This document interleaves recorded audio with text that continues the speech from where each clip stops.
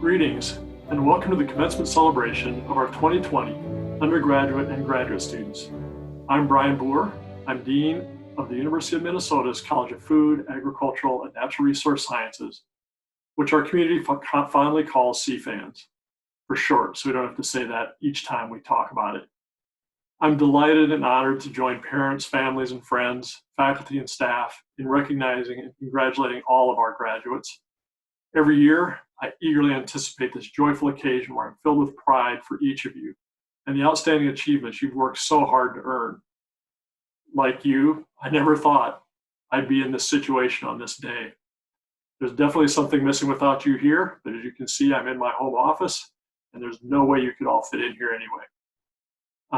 I do have my TAM, I do have my hood from my PhD, but I am, as you notice, without a gown. When you arrived on campus, none of us ever imagined this would be the circumstance, but I'm deeply grateful we can be here even virtually on Zoom, which we've all spent far too much time in over the last couple of months, but it does allow us to stay connected in some ways.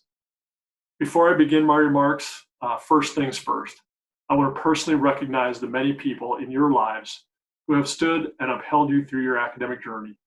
To them, I offer my deepest admiration and appreciation. Graduates, if you're watching this with family and friends, please take a moment to thank them and let them know how much their support means to you. And we and I applaud you all for your support of your students. I also want to recognize the students who are graduating from the University Honors Program. You've completed a rigorous program of study, as well as scholarship research or creative work culminating in honors thesis, while continuing high-quality academic work in other courses. This is a significant accomplishment, and we applaud you for that incredible work. And I'll actually applaud, even as an applause of one. We also applaud those of you who are graduating with distinction, a GPA of 3.75 or higher, and those who are graduating with high distinction, a GPA of 3.9 or higher. Again, congratulations to all of you for your tremendous accomplishments. They're greatly appreciated and recognized. I also want to recognize that this is a joint undergraduate and graduate ceremony. And I want to specifically congratulate our Masters of Science, doctoral, and professional degree students. We want to recognize you for your success and hard work over all those years, and for the endurance and commitment you and your family and friends have made, standing by you for those 6, 8, or if you're like me, 11 or 12 years of college that you've gone through. I want to congratulate each of our PhD, master's, and professional students on their tremendous accomplishments. You will be leading us into the future with your knowledge of science and your inquiry into some of the grand challenges. So congratulations to our graduate students as well. Now, I was reflecting on what I might say today, and I started thinking about this class of 2020. And of course, I'm sure across the country now, people are riffing on the idea that, 2020, the perfect vision issues and those kinds of things. In doing that, though, I went back and I looked at my Twitter account. And some of you students might remember, you reflect back to your first day on campus, or at least the first day as a student at the University of Minnesota. And I took a selfie with a Twitter photo to each of you. And on this selfie, it says, "Welcome to the class of 2020, perfect vision." And then you can see the picture, and that's an image of all of you on the St. Paul campus in the theater. And I'm in the foreground taking a photo of us in that element. And I really wish, again, it reminds me of how much I wish that we had the opportunity to join together today. I've done this at commencement ceremonies before as well. But that photo, frankly, gave me chills. First, because I did get to see you all together, as I wanted to see you today. So I wanted to see you in a cap and gown rather than, as you can see there, maroon and gold CFANS t-shirts. And to one last time see the joy on your faces of a perfectly visioned future you'd imagine. The second chill was the cruel irony of that blurry photo.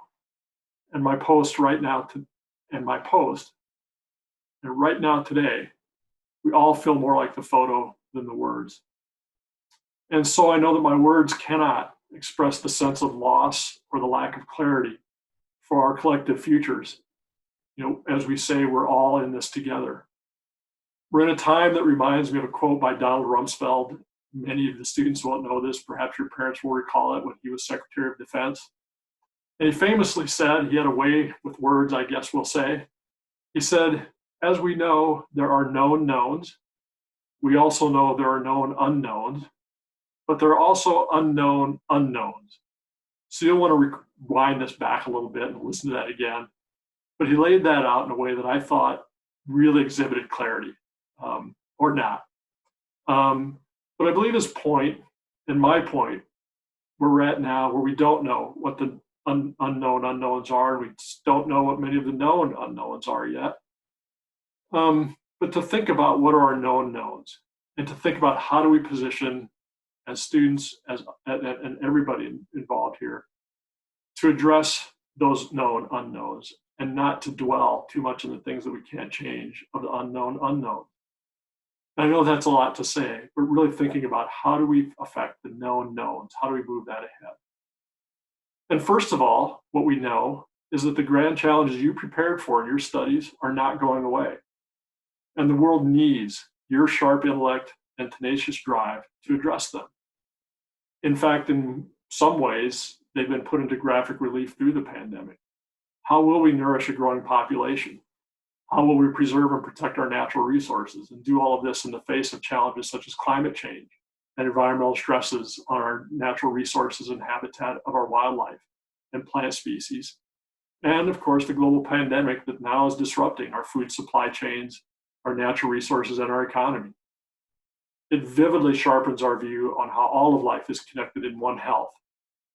Without healthy soils and water, we can't have healthy foods or healthy ecosystems. Without healthy foods, we can't have healthy people. And without healthy people, we can't have a healthy and thriving society. You know this from what you've learned in your classes. And now it unfolds in your lives as you move on to this new world. And we hope that serves you well. My hope also is that you gain confidence in your ability to address any challenge, because you have shown the grit, determination, resilience, and adaptiveness to learning in new ways and completing what you started. You have flourished here in CFANS, and I'm confident this will serve you well in the future. You have acquired a known about yourselves. You've also learned and experienced a second known, one that you can learn in hindsight from previous generations who've experienced extreme disruptions. You're not alone in this. The generation that experienced the Depression, the Great Depression, or World Wars II or World War I, including the Spanish flu epidemic. You've now joined those great and resilient generations that led us forward after those trials. So I ask you to look back at your own experience from there. I want you to turn your gaze for a moment back to when you first came to the University of Minnesota again. I want you to visualize the convocation. You were all together there. President Kaler at that time was welcoming the class of 2020. And you'll recall the University of Minnesota marching band coming down the stairways of Mariucci Arena and marching in front of you while we were all together playing the Minnesota Rouser. It was a truly inspiring event. And it's what happens when people come together. Or remember, as you came through your curriculum and your first classes in your major and met your friends and colleagues in those courses, whether you were a graduate student or undergraduate student, you met and you formed study groups. You shared challenges with difficult classes. And yes, you joked about goofy professors who wear their tam and hood while they're in their office trying to give a commencement address. Or you participated in clubs or leadership groups like the Graduate Student Board or the Undergraduate Student Board, or MANRS, which is our Minority in Agricultural, Natural Resources, and Related Sciences. And you all joined together and worked to change the college and to shape your own experiences. And it even included one of the last things that was truly an exciting event, probably while we were all together, was the 2019 Gopher football season with the most wins ever. And then no one else thought we could go ahead and beat an SEC team, and Auburn finish with the best record ever and remain in the top 10. And we were all, in a sense, as a community together to share in that event. So I ask, what's the common bond behind all those fantastic memories? What's the common bond beyond all those successes and all those celebrations you had throughout your years here at the University of Minnesota? The key issue was you were in community. And by in community, you were together in common goals. You were together in a common purpose, and you were together in your shared experiences and your shared successes and the shared challenges that you felt the same as others did in your shared community. You learn empathy and you learn leadership in community. That is the known vision. I want you to carry that forward. If you're going to solve the grand challenges, including this global pandemic, it will not be because of individual discoveries, though that's important. It will not be because of leaders telling us what we must do, though that's important. It will be because we work in community with common goals, a common mission, and a shared purpose and vision for how we move forward. You've learned that lesson, and you've learned it painfully and deeply, and it will be part of your character going forward. And I want you to embrace that character. Use it. I don't have a formula for how to do that. I don't know that path of the known unknowns nor the unknown unknowns. But I try to keep in mind an acronym that has served me, and I think I probably said it while you were first students here on campus. I call it WBC, and it's not the Wrestling Federation. It's not a new network of some kind. It's just WBC. And the W, to start with, is for worthy. In everything you do, I want you to ask yourself, is what you're doing worthy of your one and only chance at this? And I define worthiness very simply from a speech I heard years ago when I was an undergraduate, actually, from Martin Luther King Jr. called The Drum Major Instinct. And in that speech, he says the greatest service of a true leader, of leadership, is to be in community and to serve others.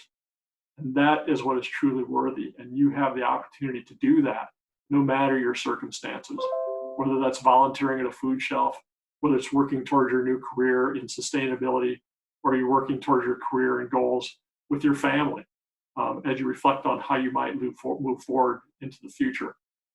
So make sure that everything you do, that self-check, is it worthy of your time? If it is worthy, the B comes in. That is for bold. If your purpose is worthy, you need to be and can be bold in pursuing it. I'll simply use Nelson Mandela's quote, that's one of my favorite ones. You should have no fear, because there is no passion to be found in playing small, in settling for a life that is less than the one you are capable of. So I want you to think about, is it worthy? If what you're doing is worthy, and thinking about how you move those things forward, pursue it boldly. How you do that is your own design, is your own experience, your own intelligence, your own learnings that you can use to do that. And lastly, the C, of course, as I was talking about, is for community. You can only achieve these great goals in community with others, finding ways to work together, to find solutions that create opportunities for all involved. And we must find ways to do that as we move forward. So remember that WBC, that is what you're doing worthy, be bold about it, and do it in community with others. You can't fail in those circumstances from what you're trying to achieve. So no one person can solve these challenges. No one leader can solve the challenges. But if we do it in community, we learn from our forebears of the Great Depression, the greatest generation that came from World War II is often noted. They taught us that to move forward, we must lead in community. So I make that call today to you as well. And in that grand challenge, I have no doubt that your resiliency, your grit, your tenacity, your adaptiveness, your maturity and grace that you've expressed in adversity over these last 2 months, and yes, your University of Minnesota degree from the College of Food, Agricultural, and Natural Resources will carry you boldly to lead us in solving all of those grand challenges that we're looking towards the future, and not to shrink away from that as you do it together and in community. I wish you all the greatest success. Congratulations to the CFANS undergraduate and graduate classes of 2020. And know that you are always in community here at the University of Minnesota. Go Gophers! Hooray!